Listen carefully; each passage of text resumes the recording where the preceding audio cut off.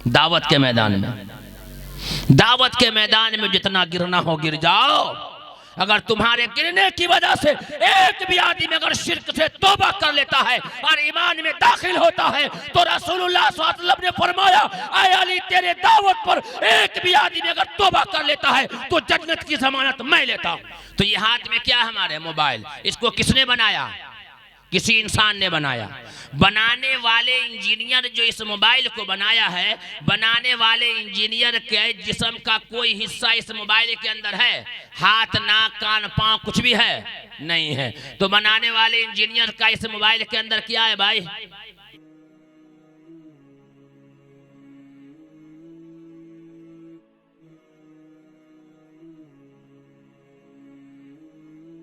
हाँ, जो दौर से आप गुजर रहे हो ना, फेसबुक व्हाट्सएप पर देखो कि कितने हालात बुरे हैं और कितनी बच्चियां कहां चली गई, ये एक देख लीजिए आप। एक ही रास्ता ये है कि अपनी बच्चियों को आलिमा हाफिजा बनाओ और उसके बाद जो वक्त बचे उसमें आप कुरान की जो है दुनिया की तालीम दो आप।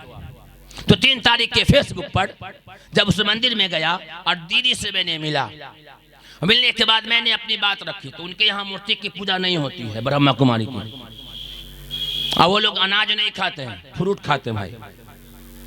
अपनी जात से किसी को तकलीफ नहीं देते।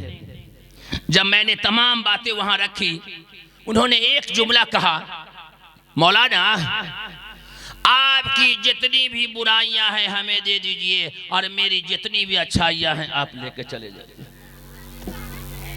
जी कि मौलाना अपने माशरे पर पहले नजर डाले आप। फिर भी मैंने बात काट करके मैंने ये मंत्र पढ़ा, ऋग्वेद का मंडल नंबर 10 सूक्त नंबर 82 मंत्र नंबर 3, यो नः पिता जनेता यो विधाता धामानि वेद भुवनानि विश्वा यो देवानाम अनामधा एक एव तम संपरशनम भुवनायन्ति अनया। जो सारे संसार का रचयिता है, जो सारे संसार का रचाने वाला है, जो सारे संसार का बनाने वाला है, वो केवल एक अकेला है, तरे तन्हा है। यो नहा पिता जनेता, न उसका पिता है, न माता है, न बेटा है, न बेटी है, कोई नहीं है। और सारे संसार का बागडोर उसी एक ईश्वर के हाथ में है। आखिर में तमाम व्यक्ति को, तमाम इंसानों को उसी एक के पास लौट करके जाना है और अपने किए हुए कर्मों का हिसाब देना है। जब ये श्लोक, जब मंत्र मैंने वहां पढ़ी तो कहा कि चतुर्वेदी साहब, हम मूर्ति की पूजा नहीं करते हैं, लेकिन ये हमारे जो मूर्ति लगी हुई है ये हमारी देवी देवताओं की मूर्ति है। और हमारे बड़ों ने कहा है कि हर चीज में ईश्वर है, यानी कंकर में शंकर है, इसीलिए हम हर चीज की पूजा करते हैं। हमने कहा अच्छा, तो हम बराबर की मिसाल देते हैं। ये क्या है? ये क्या है भाई? जैसे कौम मान जाए वैसे मना लो भाई। दावत के मैदान में, दावत के मैदान में जितना गिरना हो गिर जाओ।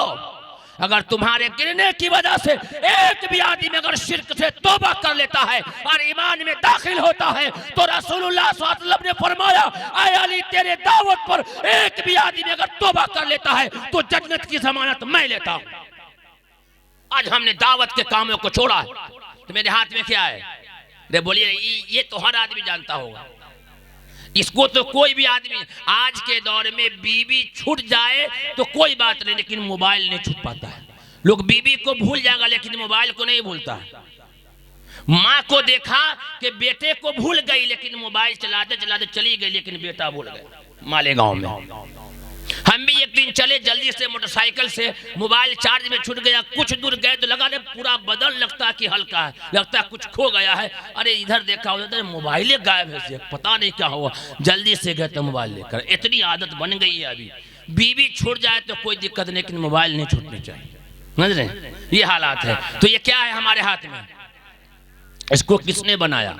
देखिए, मैं जो गुफ्तगू आपके सामने कर रहा हूँ ये दावती गुफ्तगू हो रही है। मैं कोई मुकर्रिर नहीं, मेरा मकसद मुकर्रिर का नहीं। मेरे आने का मकसद ये होता है कि जलसे से एक भी आदमी अगर दाई के लिए तैयार होता है तो मैं उसको सिखाता हूँ। 1 साल का कोर्स हमारे यहाँ है, आप दावत सेंटर पर आए, मैं आपको सिखाऊंगा। मेरा मकसद ये है कि दावती कोर्स में दावत वाले उलमा तैयार कर करके उम्मत के फर्द के बीच भेजूँ। तो ये क्या है? मोबाइल। इसको किसने बनाया? बोलिएगा तब ना मजा आएगा। रे भाई, मोहब्बत एक तरफ से नहीं होती है, नहीं तो गिर जाइएगा भाई। मोहब्बत दोनों तरफ से, लड़का करे तो मजा, लड़की करे तो मजा, तब है इश्क दोनों तरफ से हो। थोड़ा तुम कदम बढ़ाओ, थोड़ा हम कदम बढ़ाए ना। नौजवान सब मुस्कुरा रहा है, जो सब फंसा हुआ, जो हंसा वो फंसा। याद रख लेना बाबू, अपनी जवानी को बेदाग जवानी बनाओ ना, तो ऑपरेशन बड़ा अच्छा हम करते हैं, है ना। हम सर्जन डॉक्टर हैं, बड़े अच्छे नौजवानों के। जब शुरू करते हैं तो समझ में 4 घंटे के बाद हम गर्म होते हैं। इसी अररिया के भेबना चौक की तरफ जो है 5.5 घंटा की तकरीर हुई थी। तो ये हाथ में क्या हमारे मोबाइल, इसको किसने बनाया? किसी इंसान ने बनाया। बनाने वाले इंजीनियर जो इस मोबाइल को बनाया है, बनाने वाले इंजीनियर के जिस्म का कोई हिस्सा इस मोबाइल के अंदर है? हाथ, नाक, कान, पांव कुछ भी है? नहीं है। तो बनाने वाले इंजीनियर का इस मोबाइल के अंदर क्या है भाई? ए बोलिएगा, उधर वाला बोलिए, स्टेज वाला का है बोलेंगे भाई? ये तो हमारे कंपनी का आदमी है। ये बनाने वाले इंजीनियर का इस मोबाइल के अंदर क्या है? उसका हुनर है, उसकी कारीगरी है, जिस्म का कोई हिस्सा नहीं है। इसी तरीके से कायनात में जितनी भी चीजें बनाई गई है उसके अंदर ईश्वर नहीं है। ईश्वर ने तमाम चीजों को ईश्वर ने बनाया है।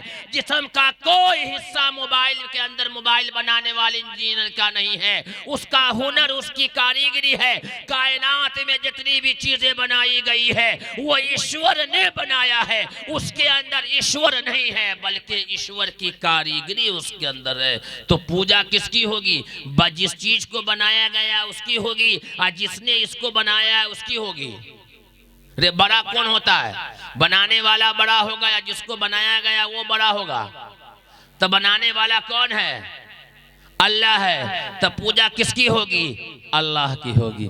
तब कहते हैं कि चतुर्वेदी साहब बात तो समझ में आती है। मैंने कहा, वेद ने कहा न तस्य प्रतिमा से यश्य नाम महद्दसहा।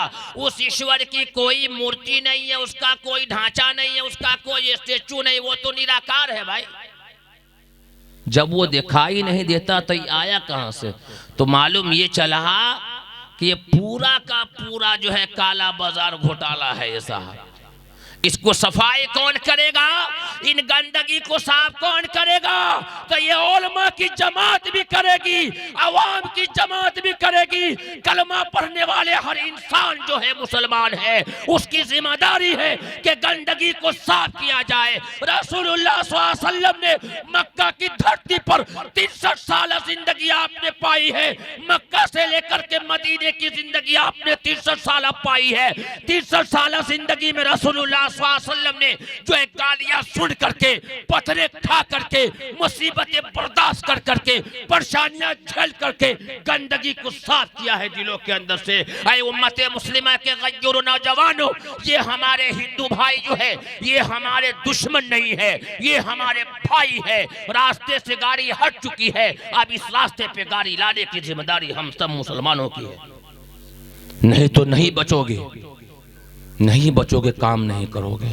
तो हम सबका पैदा करने वाला ईश्वर एक, हम सबका बाप एक। अरे हमारे हिंदू भाइयों, और हमारा कलमा भी एक है भाई। जब मुसलमान अजान देता है तो हिंदू भाई कहते देखो मियाँ जी अजान दे रहा है, मियाँ जी कलमा पढ़ रहा है। और जब कोई मंदिर में घंटी बजाता है तो हिंदू मुसलमान कहता देखो देखो हिंदू जो है गैर कम जो है ना घंटी बजा रहा है। दोनों को कन्फ्यूजन हो गया हुआ है, दोनों को कन्फ्यूजन हो गया साहब। और कन्फ्यूजन क्या हुआ? हम दोनों ने धार्मिक पुस्तक को जो छोड़ दिया। ऐ हमारे हिंदू भाइयों, जो कलमा आप पढ़ते हो वही कलमा मैं पढ़ता हूँ। फर्क ये है कि वो अरबी में है और ये संस्कृत में है। जैसे पानी है, वाटर है, जल है, आब है, नीर है। पानी के कितने नाम हो गए भाई? कितने नाम हुए पानी के? 5। चीज कितनी है? 1। भाषाएं बदल गई है, अल्लाह के भी अनेक नाम है, चाहे तुम उसको जिस नाम से पुकारो साहब। तो हमारे हिंदू भाई जो कलमा पढ़ते हैं उस कलमे का नाम है ब्रह्मसूत्र। एकम ब्रह्मम द्वितीय नास्ते नहना नास्ते किंचन। बड़े बड़े पंडितों को भी मंदिरों में ये ब्रह्मसूत्र याद नहीं होता, सब गजेरी होता है, सब गजेरी होता है, सब ऐसी रहता है। हाँ, कहता ब्रह्म सूत्र नहीं, बर का जराइम कराइम कर करके मंदिर में सन्यास ले लिया सा, वो क्या कौम का भला सोचेगा? नहीं हो सकता। एकम ब्रह्मम द्वितीय नास्ते नहना नास्ते किंचन, के ब्रह्मा एक है, ब्रह्मा बोलते हैं सबसे बड़ा को, के एकम ब्रह्मम द्वितीय नास्ते नहना नास्ते किंचन, के ब्रह्मा एक है, दूसरा नहीं है, नहीं है, नाम मात्रे भी नहीं है। इसी को अरबी में कहते हैं ला इलाहा इल्लल्लाह। मुसलमान का कलमा क्या है? अरे मुसलमान का कलमा क्या है? आगे क्या है? जोर से बोलिएगा तब समझ में आएगा। ये कलमा तो आप लोगों ने पढ़ा है, मुसलमान का कलमा ही अलग है, ला इलाहा इल्लल्लाह, और इधर का माल इधर से ला, बस। मस्जिद में जाकर के पढ़ा ला इलाहा इल्लल्लाह, और कंधे पर कुदारी लेके खेत में गया, ला इलाहा इल्लल्लाह, इधर की मिट्टी इधर से ला, मारा चौहारी घुसा करके आरी को छांट दिया सीधे यहाँ। ये कलमा है। दुरुस्त कीजिएगा, मैं बड़ी दूर से बात को झलक दिखला रहा हूँ। तो मुसलमान भाई जब कलमा पढ़ते उसका नाम है कलमा तैयबा, ला इलाहा इल्लल्लाह मुहम्मदुर रसूलुल्लाह। अल्लाह के सिवा कोई पूजनीय नहीं, अल्लाह के सिवा कोई माबूद नहीं, मुहम्मदुर रसूलुल्लाह, मोहम्मद सल्लल्लाहु अलैहि वसल्लम पूजनीय नहीं बल्कि ईश्वर के दूत हैं। हमारा पैदा करने वाला अल्लाह एक, हमारा बाप आदि मानो एक, हमारा ब्रह्म सूत्र भी एक, और हमारा मुल्क भी एक, और हमारा धर्म भी एक। रागनी नाम की लड़की ने एकदम आपे से बाहर गुजरात में, अरे मुसलमानों का धर्म अलग है, हमारा धर्म अलग है। मैंने उन बहन से कहता हूँ और आज भी मैं कहता हूँ, जो धर्म तुम्हारा है वही धर्म हमारा है। सबसे पहले आने वाला इंसान आदि मानो जब इंडिया के धरती पर आया है तो ईश्वर ने उसे धर्म दिया था, उस धर्म का नाम था सनातन धर्म, उस धर्म का नाम है सनातन धर्म, और उसका एक नाम और है शाश्वत धर्म। सनातन धर्म के माने आते हैं सीधा आकाश से आया हुआ धर्म, और इसका एक नाम और है शाश्वत धर्म जो आगे भी हमेशा रहेगा। सनातन धर्म को और शाश्वत धर्म को अरबी में कहना चाहे तो आपको कहना पड़ेगा ज़ालिका दीनुल क़य्यिम वलाकिन अक्सरन नास ला यअलमून। इस्लाम धर्म के भी कई नाम बताए गए हैं जिसमें से एक है दीन क़य्यिम, यानी सबसे पुराना। कहां कोई गलत है साहब? हिंदू मुस्लिम की लड़ाई नहीं हो सकता। इसी में इसीलिए मैं कहता हूं और मीडिया से भी कहता हूं और आवाम से भी कहता हूं, हम सबका पैदा करने वाला एक, हमारा बाप आदि मानो एक, हमारा सनातन धर्म भी एक, हमारा कलमा भी एक, हमारा ब्रह्म सूत्र भी एक, और हमारा मुल्क भी एक। तो हम दुश्मन हो ही नहीं सकते, हम तो भाई भाई। ये पैगाम इस्लाम देता है, यही पैगाम इस्लाम का है। तो पहली जिम्मेदारी ये है कि मुसलमानों की कि अल्लाह की पहचान अल्लाह के बंदों तक कराए। अब कहिएगा मौलाना बड़ा कठिन मामला है, हम कहा नहीं, सबसे आसान मामला है ये दावत का काम, सबसे आसान काम है ये दावत जी। तो इसको पहले करें। और आगे ये बताया वेदाहमदम पुरुषम महात्मा वरन तमसह परस्तात। हिंदू भाइयों को कुरान भी देना चाहिए। हिंदू भाइयों को क्या देना चाहिए? कुरान। अब मुसलमान लड़का सब एकदम बाहर, मौलाना तो एकदम अपना फतवा झाड़े हुआ है, अरे ये खड़े खड़े पेशाब करता है, नापाक रहता है, इसको कुरान दिया जाएगा? कुरान पाक है, इसको कुरान दिया जाएगा? ये फतवा लगा दिया मौलवियों ने हमारे ऊपर, जाहिलों ने। अरे मौलाना कैसे कुरान दिया जाए? अब आइए सीधे सीधे एक बात पर मैं बात को आप लेकर के खत्म कर रहा हूँ। कुरान उनको देना चाहिए।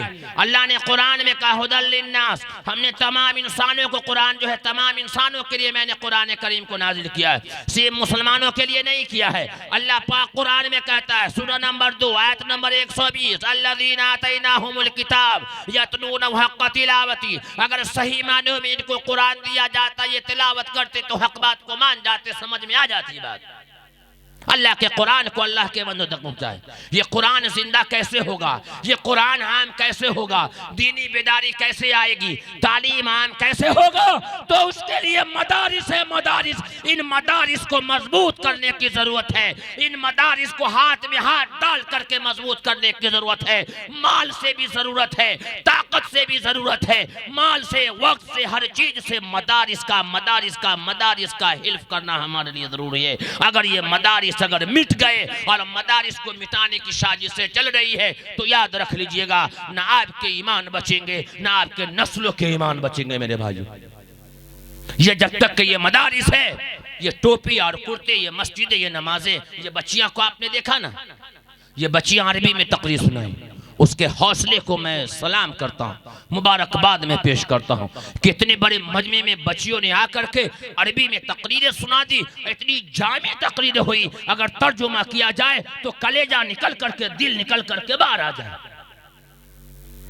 ये उलमा बड़े खून पसीने से सींचते हैं इनको, ये मशीनें और फैक्ट्रियां तैयार करती हैं। ये आप अपने बच्चे को क्या ला करके देते हैं, जो बिल्कुल कमजोर हो मदरसे में डाल दो, आरा हो, टेढ़ा हो, कन्हा हो, मदरसे में दे दो भाई।